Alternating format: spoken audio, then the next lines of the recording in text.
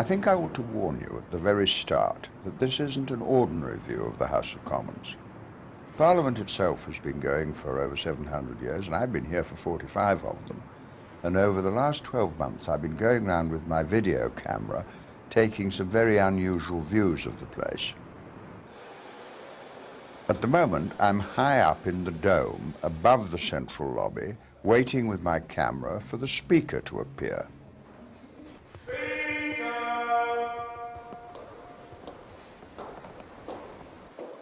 Every day at 2:25, the Speaker leaves her house in the palace and forms a procession with her chaplain, her secretary, her train bearer, and the sergeant-at-arms.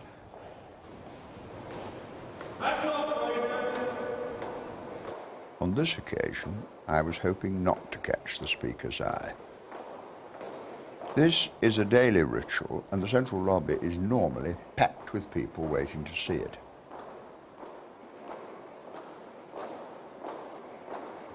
Just before we elected Betty Boothroyd as Speaker 3 years ago, I argued for a modern Parliament. If Parliament is to survive, it must be a workshop and not a museum.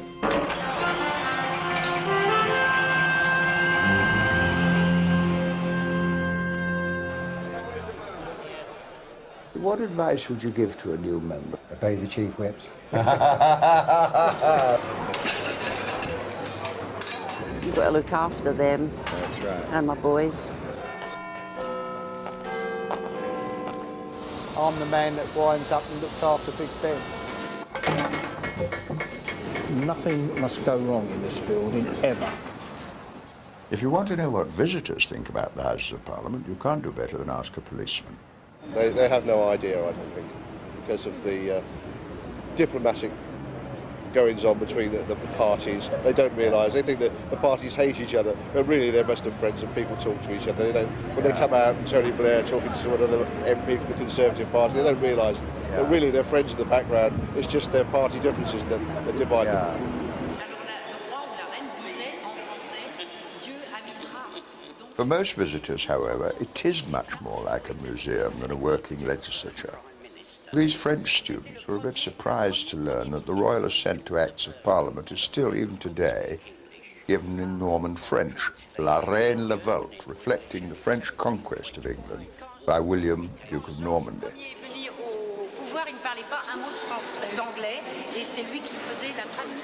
And it was, of course, the same William the Conqueror who was responsible for the oldest part of the building, Westminster Hall, which was built some time after 1066, the second attempt after Julius Caesar to get Britain into the European Union. It has a beautiful hammer beam roof built in 1399. And when my friend Eric Heffer MP took some of his carpenter friends from Liverpool round, it was the craftsmanship which excited them most.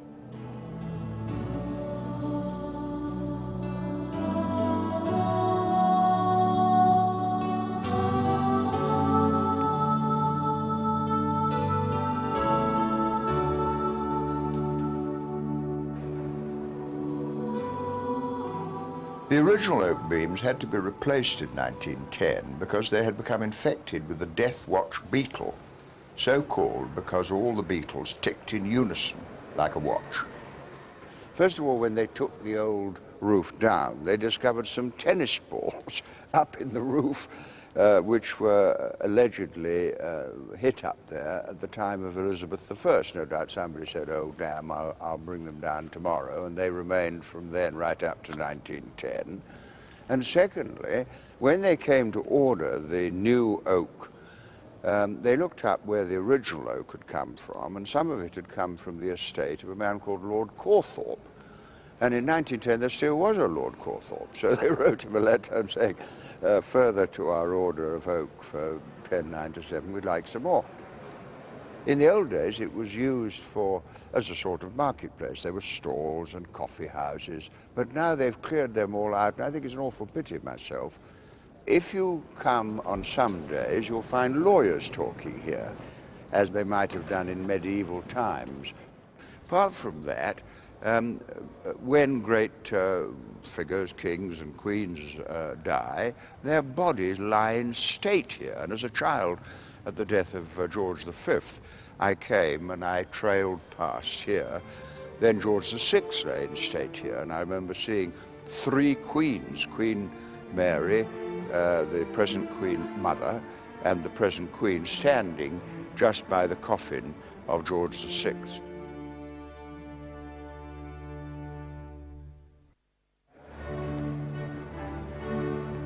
Nora Wool runs a flower shop in the Commons and arranges the flowers all over the house for the many restaurants and canteens which are used by 651 MPs, nearly 1,200 peers and 12,000 staff. I've always been rather frightened of you, you know, when I've walked by, I tell Why? you. Well, because you're always very busy, and I always feel that... Probably being rude to somebody. No, you've never been rude to anybody in your life. Oh, I have. Have you? Oh, yes. But you find people here are fairly friendly, don't you? Everybody. Yes. Everybody. Well, I mustn't disturb you, but it's so nice to see you again anyway. Thank you, sir. Take care. Bye-bye. Next to the terrace, further down, is a very pleasant and popular members' cafeteria where we can take our friends. And it's where I like to eat. So I went along for a chat with the supervisor, Georgina Cook. What did you do before you came here, Gina? I was actually working in a betting shop. Did you? Well, it's not so different. Yeah, I did that. You must have met every member of Parliament. I don't think so. Have you not? I don't think so. Did Prime Ministers ever come into the members? Yes, Harold Wilson. Yes. He came in. And Lord Callaghan. Yes. He came in. I've seen Edward Heath a few times, not a lot. Mrs. Thatcher has been in. All the time, yeah. Yeah. She always, even after Prime Minister, Yeah. if there was a three-line whip, she was always in, yes. Yes. And I've seen John Major a few times, not a lot, but I've seen Yes. a few times, yeah. Because that's what makes it nice, that people do mix up a bit, although they're all in a hierarchy, they mix up. I think they mix very well in there, my little place, actually. Well, now, you must see a few things. Is there a rule of confidentiality? I've had in the past phone calls from reporters. But they've done a programme, was it a year, 2 years ago, on Mrs. Thatcher about how people felt when she resigned. Oh, yes. And I got a phone call, and I thought it was somebody pulling my leg, like one of the other staff. Because I started joking about it. But I must have sounded interested to her because she phoned up 5 times, wanting me to go on television. And I refused. I said I didn't want to know. Now, can I ask you this? Because working in the House, I mean, the purpose of the place is as a House of Parliament, which is why I'm here. How does it feel to work here? What's it like to work here? In many ways, I don't find it terribly different to running a catering operation in some large institution. We are providing a service to our customers. Our customers are made up of members of the House, they are made up of staff, anybody who works in this building. I'd never done catering before. And the first day they put me on a hot plate, who's the first one to serve but Enoch Powell? Well, once you get to know Enoch Powell, he's really, really a lovely gentleman. Yes. But you've got this fear. You're a bit, and I've never done it before. I got the fish up, and I picked the fish up, and it fell in the soup. And it's floating about in the soup. And he looked round, there was nobody around, he says, just flick it out and get me another one. After that, he was my hero. The soup, fish is floating about in the soup. Yeah. When you say it's a bit like an institution, I know what you mean, but it's a bit warmer than that. There's a bit of a family feeling here. Don't you feel that? What is difficult, of course, for the staff is that the degree of familiarity that some members enjoy, others do not, and they have to know where to draw the line. Anyone that comes into work here, I can honestly tell you, if you go and ask my colleagues in there, after 6 weeks they'll be watching Question Time. Anything that's got a member in television, you'll get the next day if we're not wanting late, or they'll video it. Did you see Question Time last night? Weren't they good? You don't get enough of it, actually. Yeah, it's very interesting. Right at the other end of the building is the Victoria Tower, and I went up there to meet David Johnson, who is the clerk of all the records. Well, the Victoria Tower was designed by Charles Barry right from the start as a record repository. And in those days, in the 1830s, he thought it was going to be big enough to hold not only the records of Parliament, but also the records of the courts as well. This Act, 1642, 1641 too, yes. 41-2, is an act for reducing the rebels in Ireland at the time of Charles I. And of course, in the old days, before the printing, the clerks had to read the bill. That's why they talk about a first reading, second reading, third reading. And you were saying in the House of Lords they still have a reading clerk. They do indeed, yes. Who reads the words of assent at the end. When Charles I was King of England. Have you talked about that period at school? Oliver Cromwell, where he ran away and he got his head chopped off in the end, and Oliver Cromwell. That's right. Why did all this happen? Because it was a civil war between the Roundheads and the Cavaliers. This is the death warrant of Charles I, which is probably the most famous document that we have in the Record Office, and it dates from late January 1649. In fact, if you look carefully at it, you'll see that there are a number of places where the parchment has been scratched out and then a new date or a new name has been overwritten, and we suspect that that means there was some delay before the document was finalised.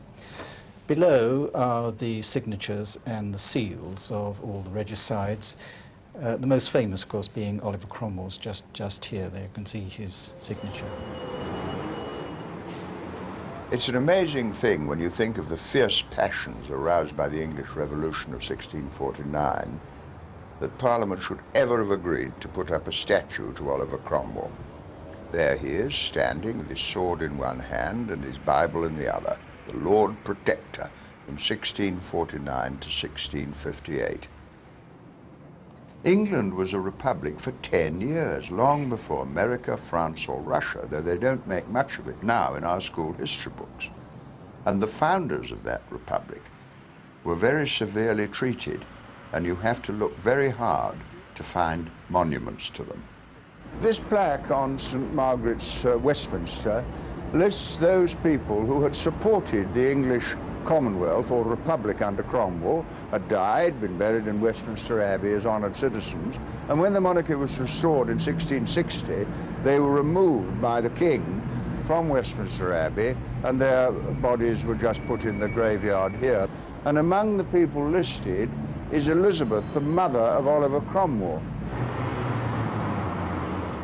Cromwell's body was dug up, cut into 4 parts, and his head stuck on a pikestaff and publicly displayed as a warning to anyone else who might dare to challenge the supremacy of the crown. But strangely, even today, no monarch is allowed into the House of Commons and never has been since the English Revolution. Apart from the state opening of Parliament, which takes place every year, the Queen rarely visits the Palace of Westminster, and when she does, the whole place is turned upside down. Was it you who did the red carpet? Yes, we did. We got some pictures of it. Yeah, we did the red carpet. We got really involved when it comes to the Queen coming.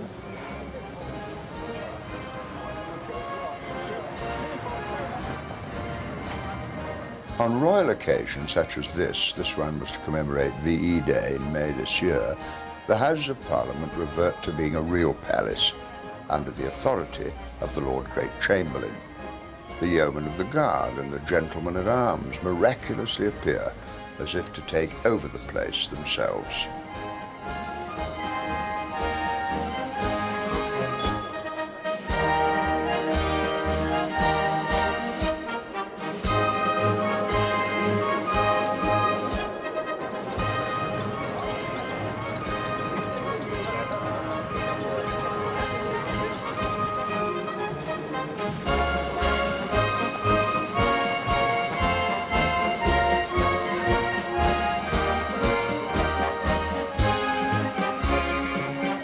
The Queen's visits always remind me that democracy is still on sufferance, and even prime ministers, party leaders and MPs are reduced to the status of spectators in Westminster Hall.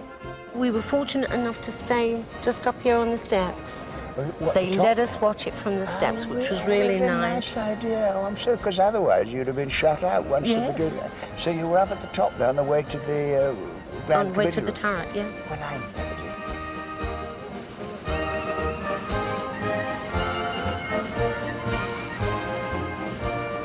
Where were you on VE Day when we were all gathered in Westminster Hall? I was actually outside St Stephen's entrance, standing on the red carpet, just behind the Lord Great Chamberlain, Lord Chummy.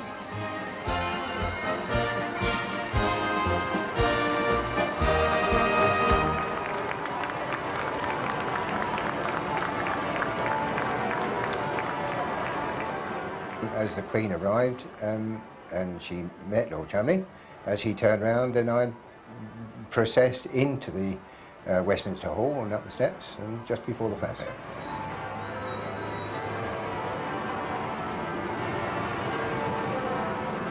And as another reminder of our history, when the Queen took her seat on the red carpet, she was sitting just above the very spot where Charles I had stood trial and was sentenced to death by the Commons.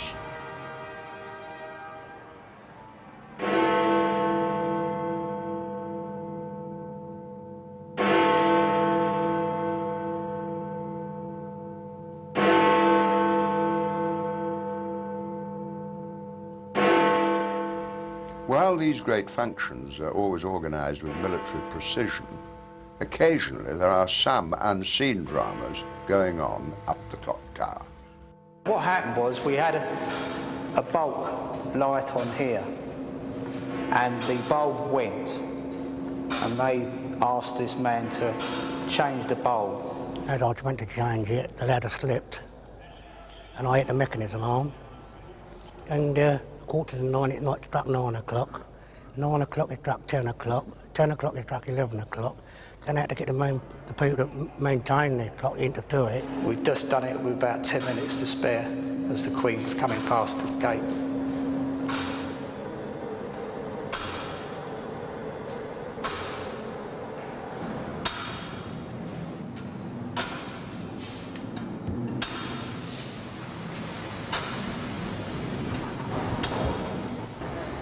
Well, when I reached 4,691 visits, that put me in the Guinness Book of Records. And they said those visits were equivalent to ascending Mount Everest 29 times. I used to smoke up to 60 cigarettes a day at work, and then I gave it up just roughly about 2 years ago, and I've not touched one since. Before, when I was smoking, I was like a little squirrel, up and down. And it sort of appeared to be effortlessly, but now I've packed up smoking, and as a result putting weight on, I am finding it slightly harder than I did before. They say, a member told me that this was documented, that apparently a soldier who was accused of being asleep at his post, when he was court-martialed, in his defence, he maintained that he heard Big Ben strike 13. And the story says that if I heard it strike 13, how could I have been asleep at my post? So they stopped the court-martial, they checked it with the powers that be here, and apparently the clock did strike 13, and that saves a soldier from possibly being shot.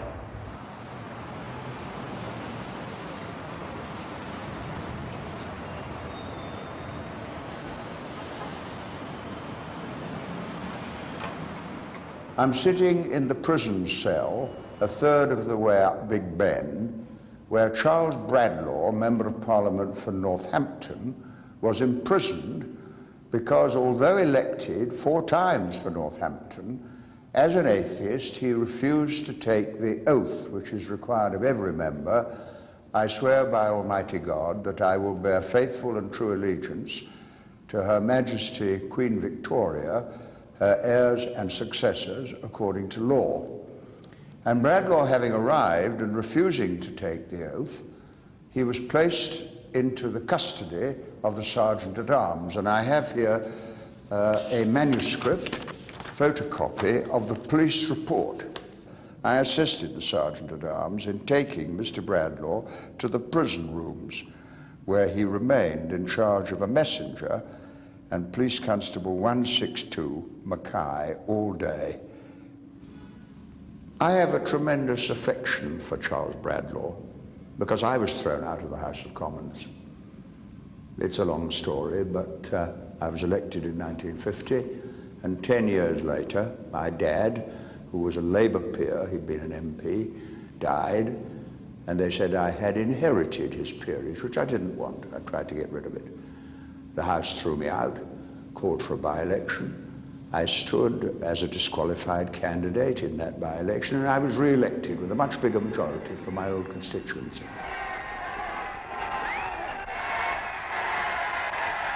So I turned up as the new member for Bristol South East, but the Speaker ordered that I should be kept out, if necessary, by force. 2 judges in an election court then disqualified me and awarded my seat to the Conservative candidate I'd just defeated. There was such a row that 2 years later, in 1963, Parliament changed the law to allow peers to renounce their titles.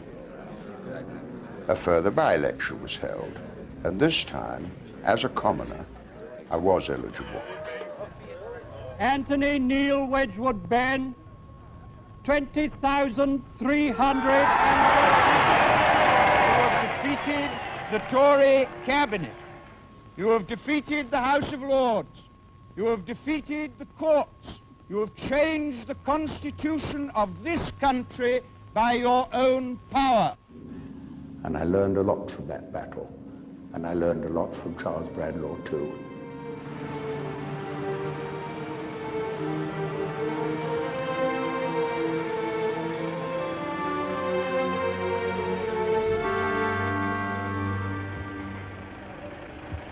I went to the cell the other day to see that down by the members' entrance. I've never been in cell. The House of Commons still has its own prison today under the control of the Sergeant-at-Arms, complete with its own lavatory. There's an absolute hierarchy of lavatories in the Houses of Parliament. The bishops have their own lavatory, so do the peers and the peeresses. There are separate lavatories for members and others for lady members. There are male and female staff lavatories. They even have lavatories for gentlemen. But it all ends up in the same place. So we're coming down now to the sewage ejector plant. That's right, yes. It's where all the sewage and wastewater, etc., from the palace, surface water, is taken out. Now this is the sewage ejector chamber, and these are the original shown sewage ejectors. This is what, how old then? About 1887. That would have taken Mr. Gladstone's excavate out of the building. Just about, I would think, yes, just about.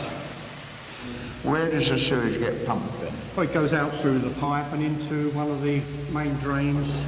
Are you aware, as it were, that it's a parliament, or is it just a huge maintenance job that you do? It's a bit of both. I'm aware that it is Parliament, and I get a great thrill out of working here because of that. I just can't imagine working anywhere else. Yes, by all means.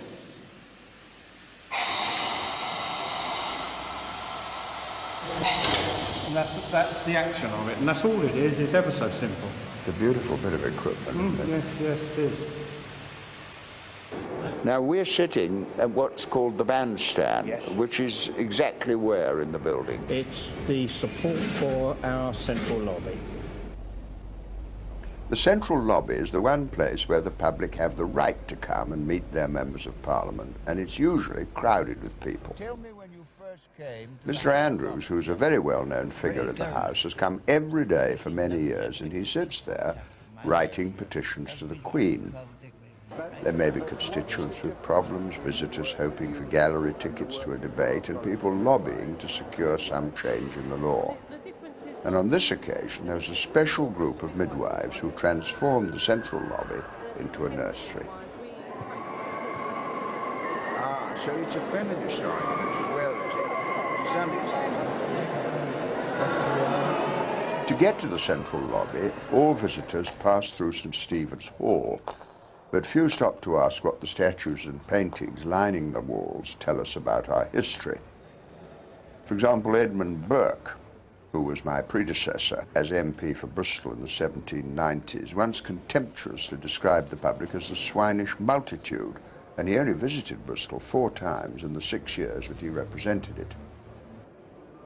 These people gathered in the fields are defying the Heresy Act of 1401, which condemned men and women to be burned at the stake if they were found reading the Bible, which was then seen by Parliament as a dangerous and revolutionary document that must not fall into the hands of the poor.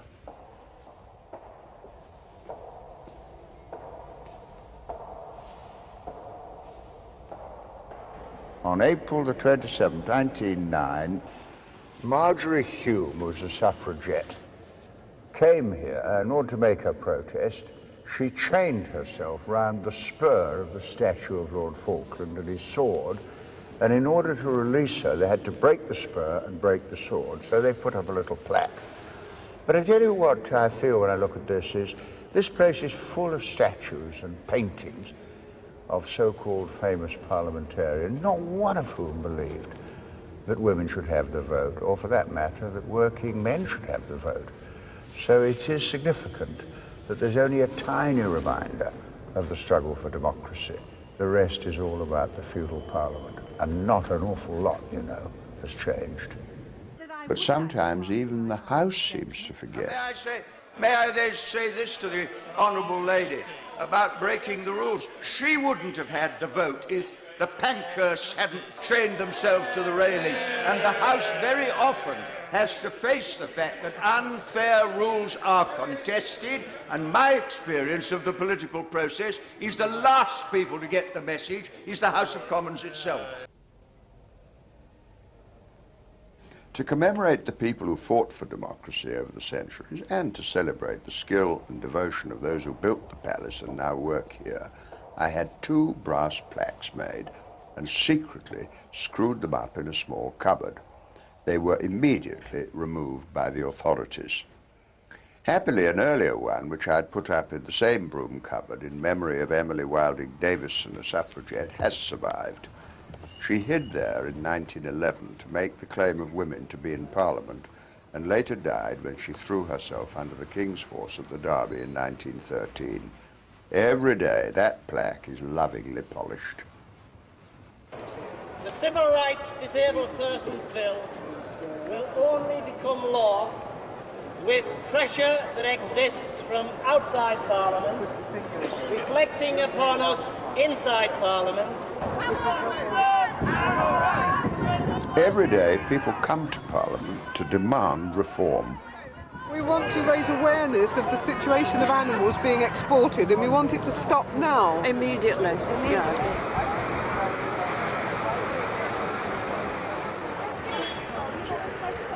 Why are you here? You're a physiotherapist, Working in Newcastle. Yeah. We've come down to represent other physiotherapists working in Newcastle. Tony, make sure you're in the House tonight at 8 o'clock for the adjournment meeting on pay. Oh, tonight? 8 o'clock. We want you there. These popular demands are eventually reflected in the issues that come before Parliament for debate. When a division is called in the Commons, a bell is rung insistently to summon MPs to the division lobbies to vote. What's going on? What's this for? Oh, that? I don't know. It's Tony, so it's better. Yeah.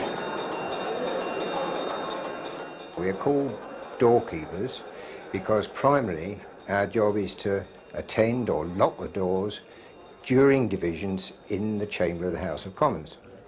As soon as the Speaker puts the question and she says clear the lobbies, I shout division, I ring the bells, and the bells, as you know, they ring not only in the House, but they go round to many of the restaurants and places around central London. And the members have 8 minutes to actually get in the House.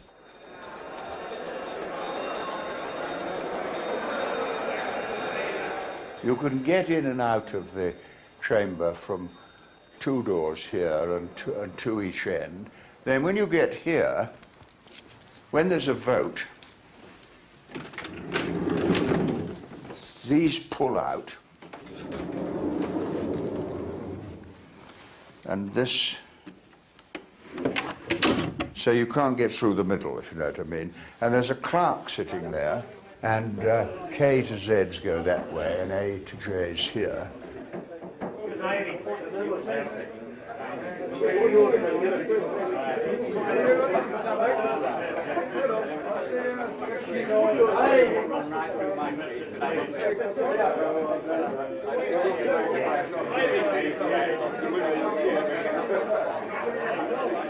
And as you go by, you give your name, and the clerk ticks you off, and then you go to the door, and I'll show you what happens there. The door is opened to this middle position, so you have to squeeze your way through, and there's a teller on each side, one from each side, so whatever the vote is, there'll be one teller supporting the eyes and one the nose, and you come in and come out and you bow, and one of the tellers says 1, 2, 144, and then at the end, you've probably seen it on television, the tellers come forward. The eyes to the right, 314. The nose to the left, 390.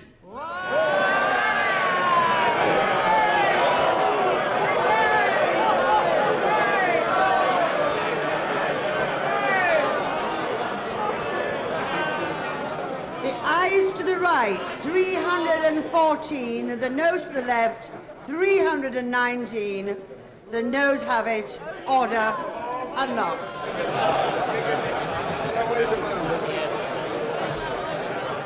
The only time I've ever seen any drama is when a member nearly misses a vote.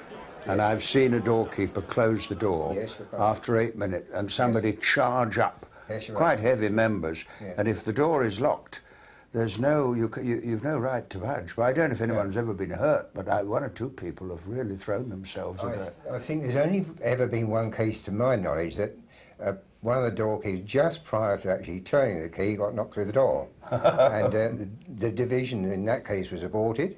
It was taken somebody again. complained. They reported to the sergeant. Oh, yes, yes. And the division was taken again, and in fact he got a letter of apology from the Speaker the next day. How many clocks are there altogether? There's about 2,500 on the parliamentary estate.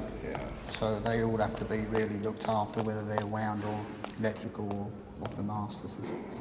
Because, as you know, Parliament is controlled by time. At 10 o'clock the debate ends. You've got 8 minutes to get into the lobby. Everything is controlled by time. That's right, yeah.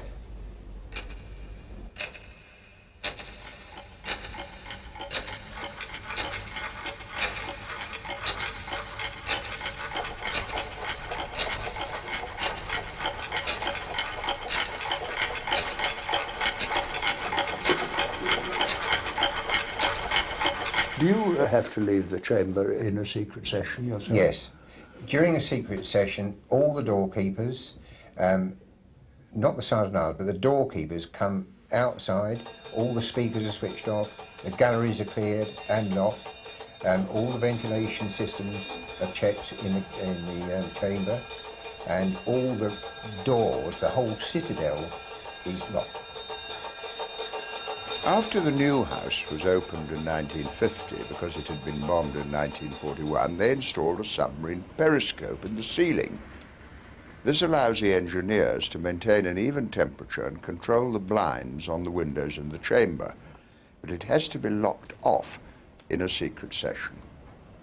The cry of "I spy strangers" goes up, the galleries are cleared, policemen are placed everywhere where there is facility for hearing what goes on in the chamber and seeing what goes on in the chamber, and the periscope muff is placed over and locked off. The police then stand guard to make sure that nobody unlocks it. There's one corner of the place that nobody ever sees if you go up the steps at the end of Westminster Hall.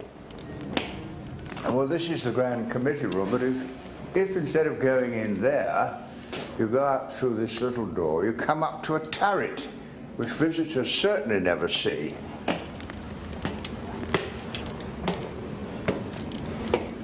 Now I'm coming up the turret stairs and going into the room where all the cleaners work.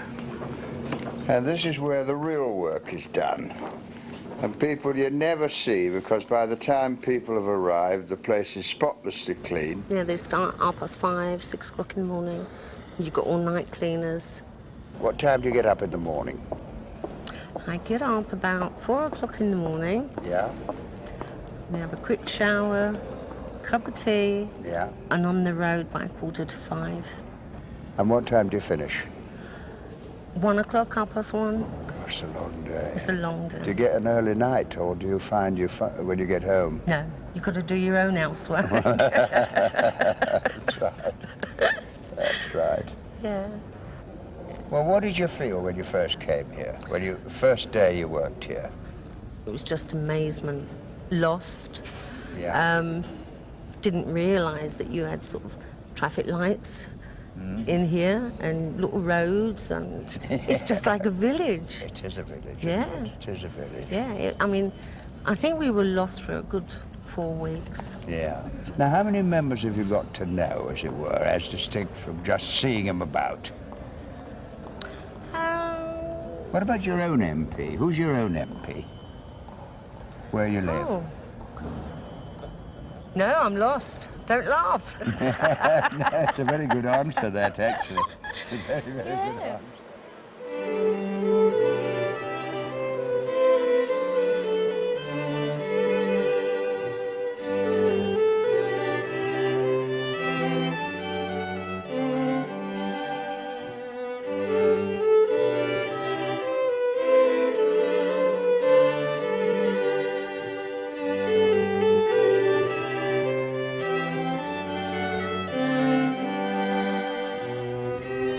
We're in the Pugin Room, and it's one of the very few places, indeed the only place in the Palace of Westminster, where there's any recognition of the craft that went into the building, of the new building.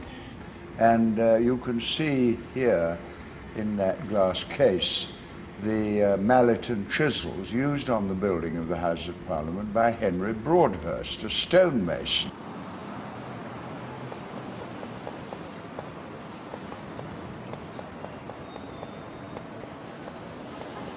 How long will these last once they're finished? These? Hundreds of years? 200. 200 years, yeah. The rainwater dissolves limestone. It's a slow process, but it slowly dissolves it. Yeah. Because I think the skill of the craftsmen who build these buildings is just absolutely unbelievable.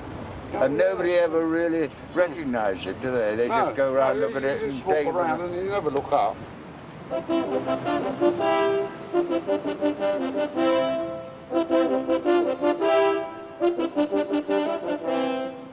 Many of the stone figures depict power and authority with kings and lions, but my favourites are the ones which are more disrespectful and may more accurately reflect what the common people thought of their feudal masters.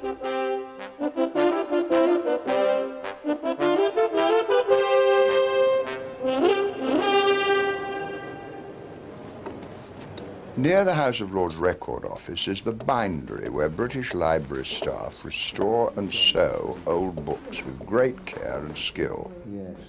Appropriately, the first book I saw there was a history of the French royal family, whose descendants have occupied the British throne almost ever since. The grease off my nose allows me to pick up the gold and transfer it to the book.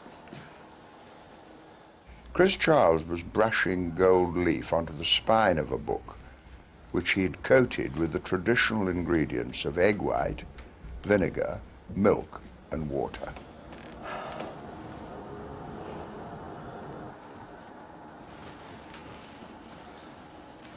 I always put 2 coats of gold on leather because it's a metal. When you press into the leather, because the leather is soft, the metal literally breaks. It cracks. So with 2 layers, inevitably it doesn't break in the same place, so you keep a nice structure. Now you're fusing the gold onto the leather with that. Is that what you're doing? Yes, with the heat of the tool, I'm literally frying that egg white that I put on earlier. and the agree. action is bonding. Now, there the are gold a to lot the of little letters here you can see, but how did they get there, or did you press them gently? No, they've all been done exactly the same way as I'm doing this now. Oh, I see.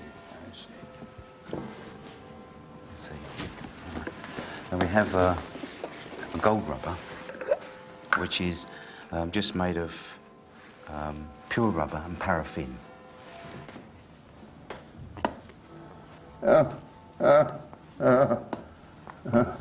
Amazing.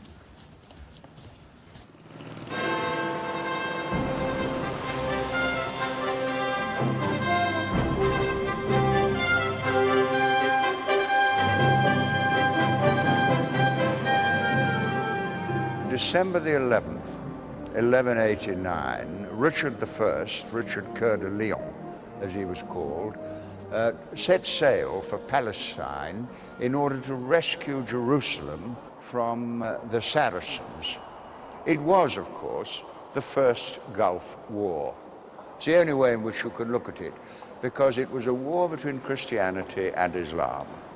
What's interesting to me about it is that the Crusades had all the characteristics of the Gulf War 800 years later.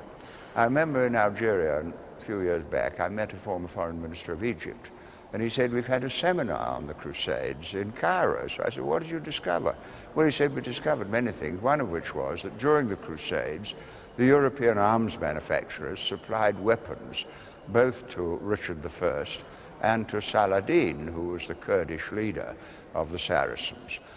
And I was also much struck that in 1995, the Secretary General of NATO, Willy Klaas, said that now that communism was over, the great enemy of the West was Islam.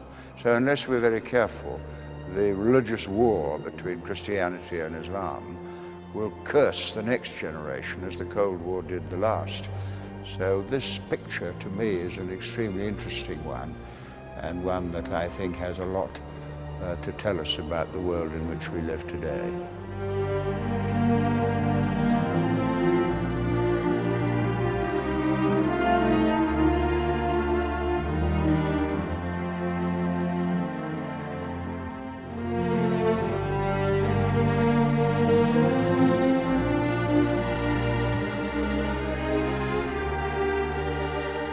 Well, tell me where we are coming to now. Right, we're just coming into the roof space, roof void, above the Lord's Chamber.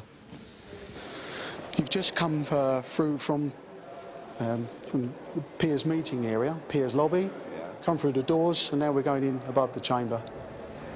Now, what can you see? If you look down the gratings in front of us, you can see the chairs, and eventually going on down you'll see the woolsack and the throne. Yes, you wouldn't notice when you're down there that there was this roof void at all, would you? It's a huge space, isn't it? It is, isn't it? Have you ever been involved as a fireman in fires in the palace before you came here? Yes, I have. I think it was 71, 72. That was the fire in Westminster Hall in the roof. Remember that, I think it was the Grand Committee room. And yes, I was on the roof firefighting as the slates or tiles were coming down towards us. Because with the Great Fire of 1834, which burned so much of it down, they've been very sensitive about fire ever since. Well, yes, they would have had a kind of a water tank near them, level-lined, I presume, and you would have had guys with buckets from a suitable water supply to tip into the tank whilst the men used their hand pumps to build the pressure up. They'd have had the old leather pipes, wouldn't they, in those days? Absolutely, but of course leather and water, they're immensely heavy once they get wet. Unlike modern day hose today, which is nylon, is it? That's right, portable, rubber lined.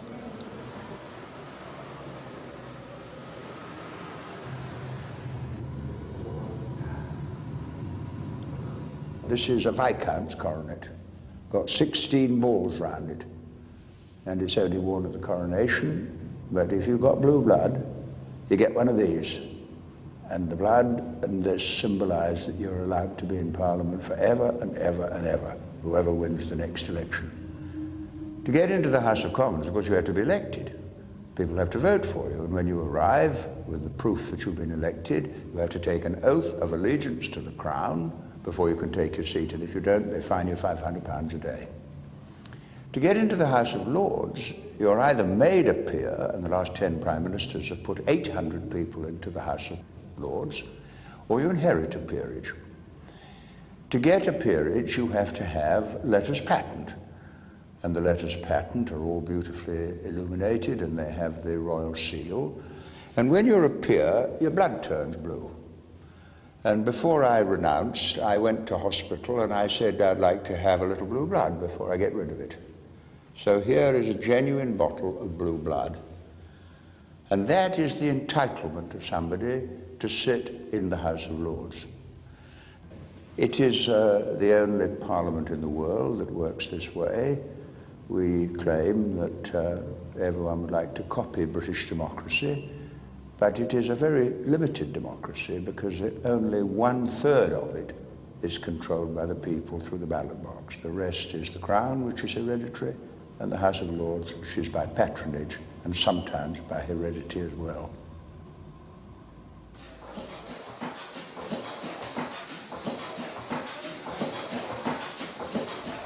I sometimes think of the democratic process as being like a steam engine which converts hot air into orderly movement. This one, quietly operating underneath the Commons, powers the pump which, as we've seen, expels the sewage from the Palace of Westminster. Today, there's a great deal more hot air from the mass media, and their steam engines have largely taken over from ours. The most recent and clearest example of this was during the Conservative Party leadership election in the summer of 1995. The TV cameras were waiting like vultures outside the House of Commons while I was able to slip into the corridor next to the committee room where the votes were being counted, and I managed to get a unique picture of that very scene.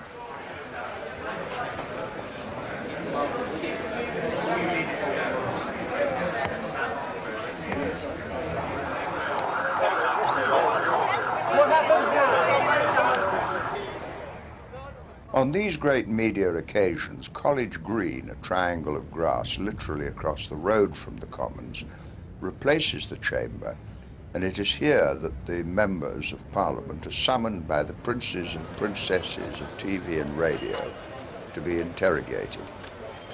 I took these pictures with my camera to show the media as they exercise their power.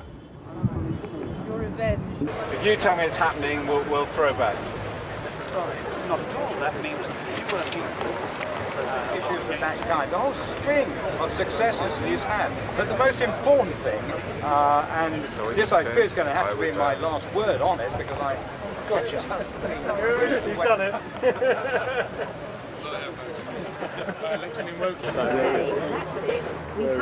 Oh, you've got on your shoulder, yeah. Prime Minister now has our full support. Now, I did... This is my film. Have you been doing a million interviews? Yes, I have, yes. Well, I just walked out to do one, and I come still trying to get back to the house. I was trying to make a speech. Well, the House is adjourned. Here's the man. Here's the man. If you want to know where power exists, here, where you are. But it certainly is going to change something if Mr. Mason... Well, I'm not interested in that. And you see, that's all you're interested in. You're like a lot of gossiping courtiers in some medieval monarch's palace, saying, who's going up, which prince is popular, is the princess going to be divorced? You know, that's all you're interested in. And if democracy ever dies, it won't be the Red Army, it'll be the media that destroy democracy, by denying people the voice so they can tell the government what they want. Anyway, that's what I feel. Take care. All right, look after yourself. Thank you very much. Thank you. Here we go, Peter.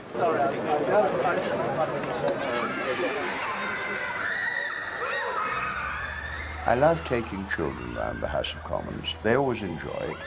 They're very idealistic, they're very excited, and I think it's important that they should have fun while they're here. Because after all, the House of Parliament belongs to them.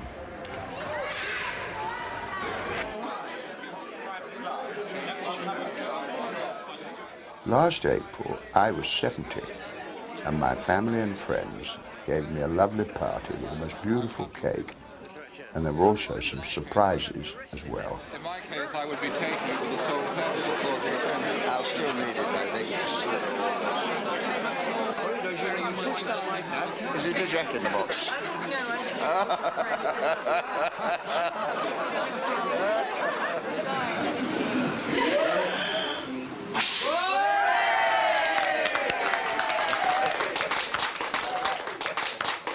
Now, who would like the House of Lords? And if the next generation want Parliament to be a workplace and not a museum, they've got to keep up the pressure for social justice from outside and bring it to the chamber itself. Order. Order.